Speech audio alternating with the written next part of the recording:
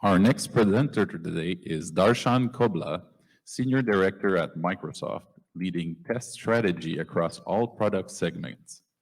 His team focuses on pathfinding, evaluating and adopting industry trends in test with a laser focus on test cost, quality, and time to market. Prior to joining Microsoft, Darshan spent almost 2 decades at Intel Corporation in various roles. He graduated from Arizona State University and is a proud Sun Devil. Please welcome Darshan and his presentation titled Smart DFT for Complex Semiconductor Designs. Welcome to the stage, Darshan. Good morning, and thank you for having me. Let's start with a quick poll. How many can resonate Microsoft to software? Most of the audience here? Okay. How many can resonate Microsoft to Xbox?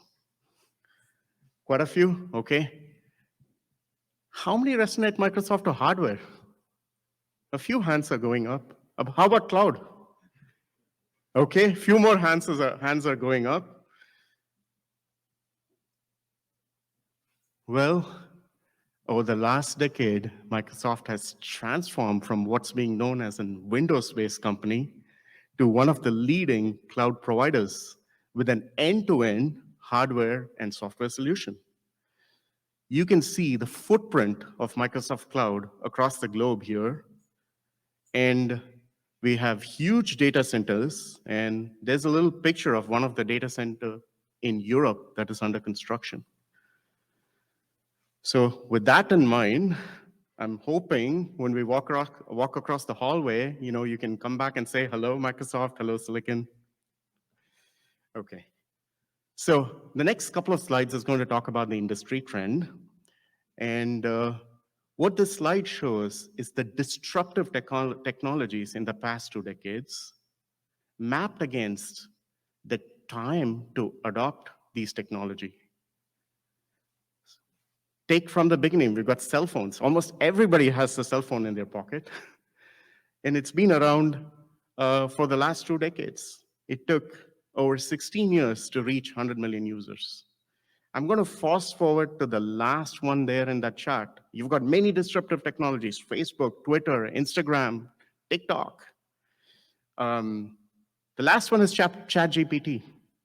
It started with the OpenAI alliance with Microsoft in 2019. And ChatGPT was introduced last year, and it reached 200 million users in 2 months. So what does this mean to our industry? AI requires a lot of compute power. That means we have to build large chips, integrated chips, and we have to come up with smart DFT solutions like Nilanjan was alluding to. We are going to have large, complex chips. There's absolutely no way we can throw more people to solve that problem. Okay. So I'm going to move on. I'm just going to continue with the industry trend, and I'm going to talk about what are the challenges we are seeing in DFT? Obviously, the whole theme of the conference today is heterogeneous integration, 3D. And that's one of the biggest challenges we see as a DFT engineer. You have limited pins. You're not able to access all layers of the chip. And you still have to get your DFT done at the required quality. And then the sizes of these chips are growing inside a package. Now, what used to be a quality requirement for a chip now becomes the quality requirement for this entire 3D IC and the package. And as you can see from the William Brown model, as the chip size goes up, you're going to have defects that are going to go up, and we need to come up with much smarter DFT methods and scalable to cover these challenges. There's always a push to get the cost down, right? Any DFT engineer, any test engineer, there's always this thing of get the quality, but keep the cost low. And that's going to continue with heterogeneous integration as well, right? It's not going to be new. And then the 2 slides ago, you saw our big data center. One of the biggest problems anybody in this market faces is silent data corruption, and that's not going away. It's a big challenge, and it's going to be discussed continuously in this conference and in the years to come, right, until we come up with some very innovative solutions to tackle this problem. Okay. And then some of the practical constraints that we have is, many of you come from various DFT test teams. The common trend, the common thing that you hear is shortage of talent in this industry. There's always, like, you take a DFT team, you talk to anybody, they will tell you, I need about 2 more resources, I need 3 more resources to be in my optimal sweet spot. And this is a constant problem, right? And Siemens has somewhat added to this problem by, coming up with constant innovation in their technology so that the engineers have to keep up with it always, right? And next one is compressed design cycle. I mean, this time to market component that you have to, get all the stuff done, and the cycle seems to be shrinking every single time you go start a new design.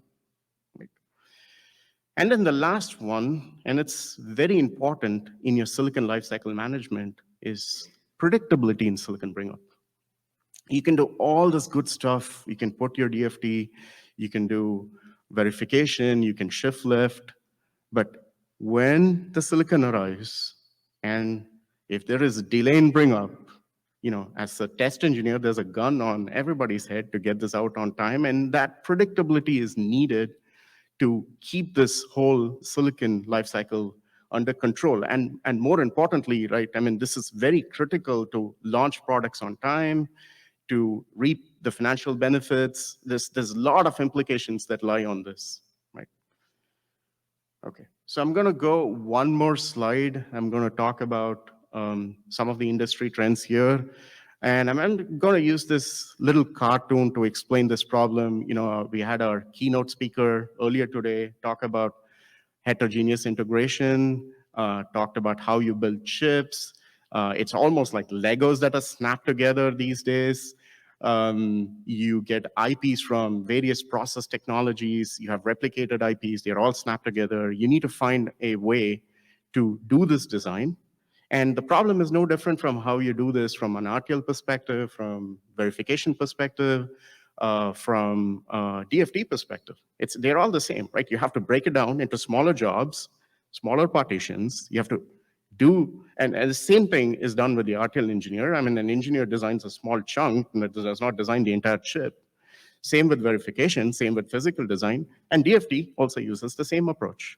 Except that now, DFT being an interdisciplinary skill that you have to go not just from your tiny little RTL, not from your tiny little physical design block to your chip. Now you have to extend it all the way to your package, and then you have one layer up there, which is 3D, that is also sitting on your chip, right? Again, this is a mock-up. This is not a silicon that Microsoft designed, just to be all legal. But I'm trying to explain the concept here that, we've got this. Then the next problem that you face is you're reticle limited. So what this means is, in order to achieve your performance targets, you might have to replicate this chiplet multiple times. Okay. And then you also have chiplets that are stacked 3-dimensional, and you also have chiplets that sit on various different process technologies. Right? So how are we going to tackle this? The same thing. It's all going to be based on hierarchical design. You tackle this at the lowest level, at the smallest hierarchy, and roll it all the way up. And if something is not available early on, just black box it and move on. Right? That flexibility is absolutely required, and that's the only way we're going to win this game. Next is flexibility, right? There's very little room, as you see in our design cycle, that you want to really, really, really do this ahead of time, very early in the RTL, do flexible, like multiple insertions of your DFT, try this out, and then, it's almost like, you're ready to go to Super Bowl, but you've done all these practices, multiple runs, and then your final run is like, you hit, multiple touchdowns after touchdown. You are going to do a really good job if you can have complete flexibility and do all your designs ahead of time, like insert DFT ahead of time. Then comes pattern generation. This requires absolute flexibility. Nobody knows when you start the project. Of course, you have power targets, right? But you have many things that come into picture that you have to be flexible enough that you start off telling that I'm going to design it this particular way, and then your entire pattern architecture or how you're going to do your patterns will actually completely change once silicon arrives, and you have to be flexible enough to react and regenerate your patterns very quickly. And at the end of all this is automation. That's the key. Otherwise, we could have this room full of resources and we're never going to get even half of that chiplet done. Okay, so here's a little story, right? When Microsoft Silicon started, we had a few options, right? It was large design. And then we said, okay, so what do we do, right? We start with a traditional EDT-based design. We could bring up the channels, and then when we started drawing up on the board, we ran out of space, and that just tells you how complex it was. And it was not manageable, right? At that time, we looked outside what was available in the industry. There was hardly any solutions that was available. And one option is to build something, and then the other option is to look at an emerging solution from Siemens, which is SSN. And we took that risk. We started our designs with SSN when it was in its very early stage.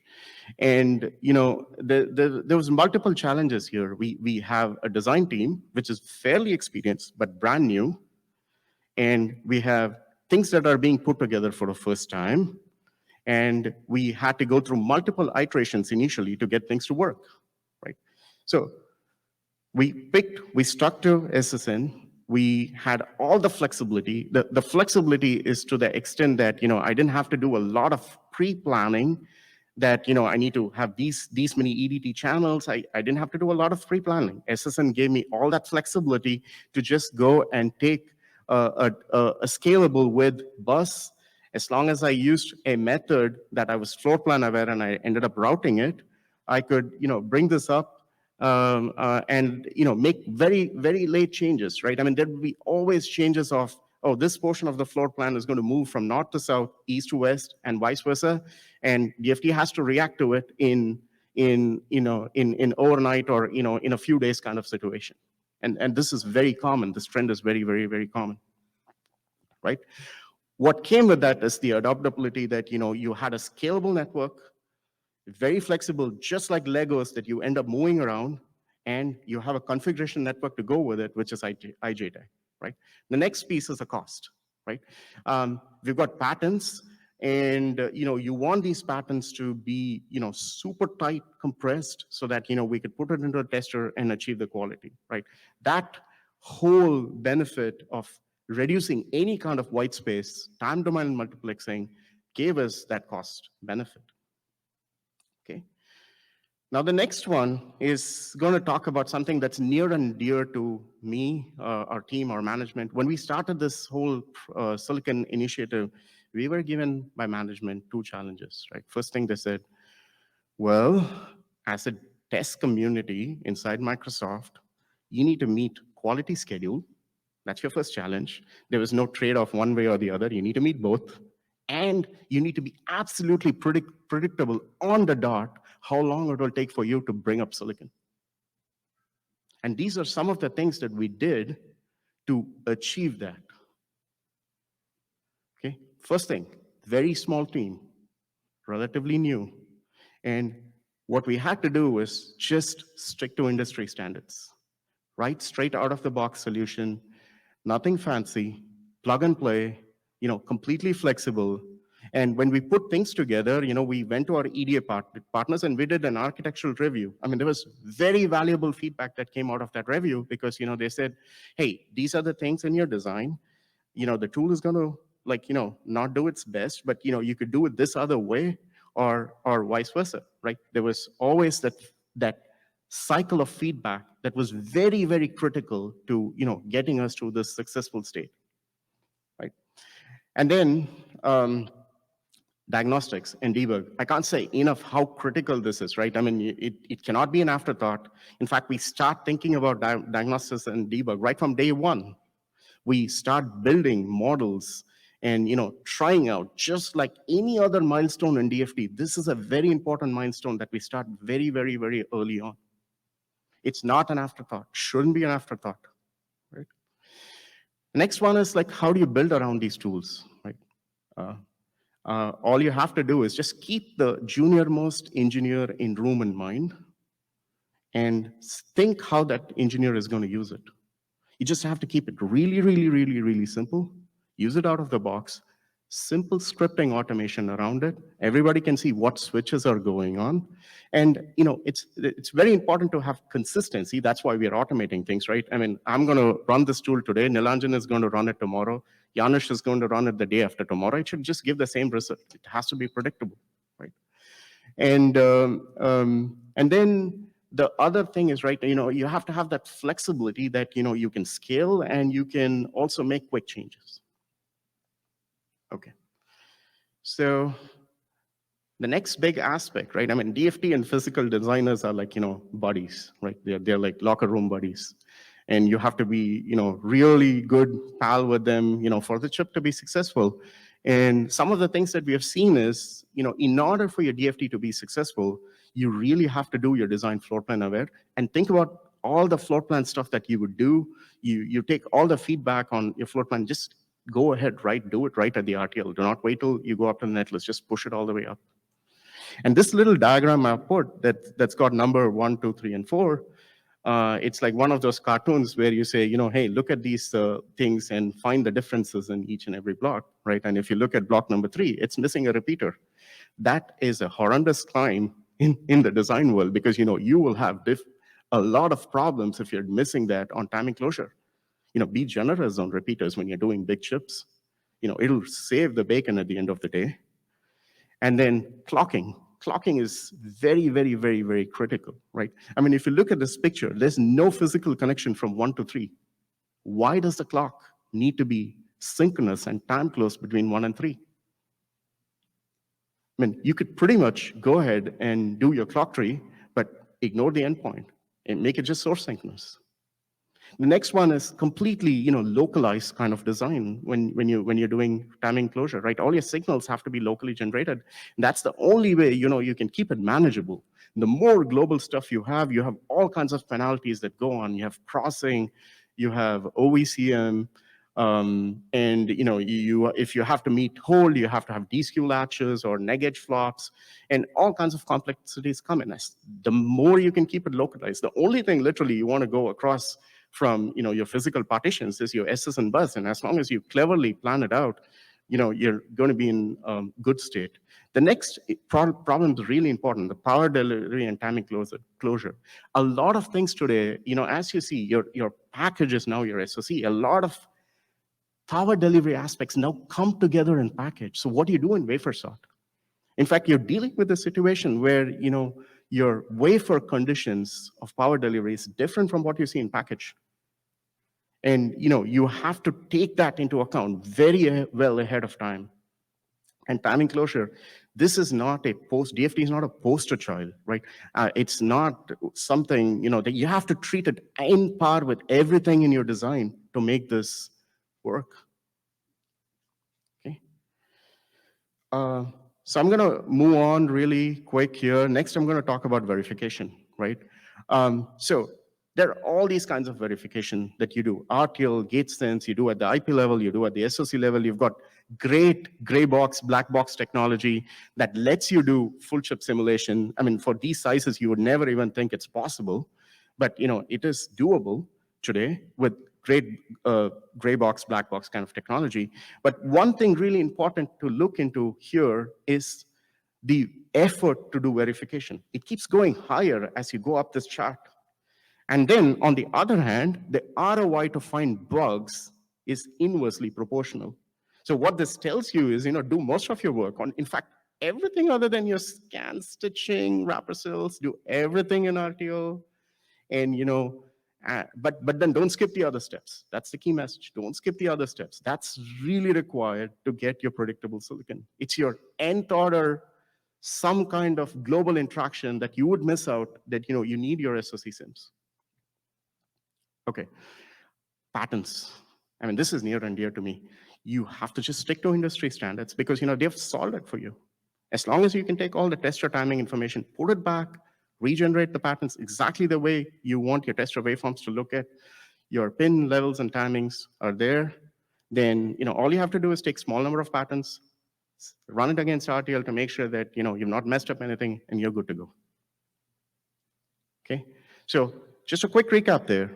Do your simulations, everything possible at the RTL, do all your insertion at the RTL, do all your depth simulations at the chip level or your gate level, or at your IP level. And then once you move to chip level, just keep it to make sure your interconnectivity and it's no different than what we said on timing, right? It's in fact the same concepts follow, but don't skip SoC level simulation. Okay, I'm going to conclude here. If there's something you want to take away from the last 20 minutes I spoke, just keep DFT simple. Keep it straight out of the box. Stick to industry standard. That's the only way you're going to get to a predictable silicon. I'm going to leave some do's and don'ts here and conclude my presentation. Thank you.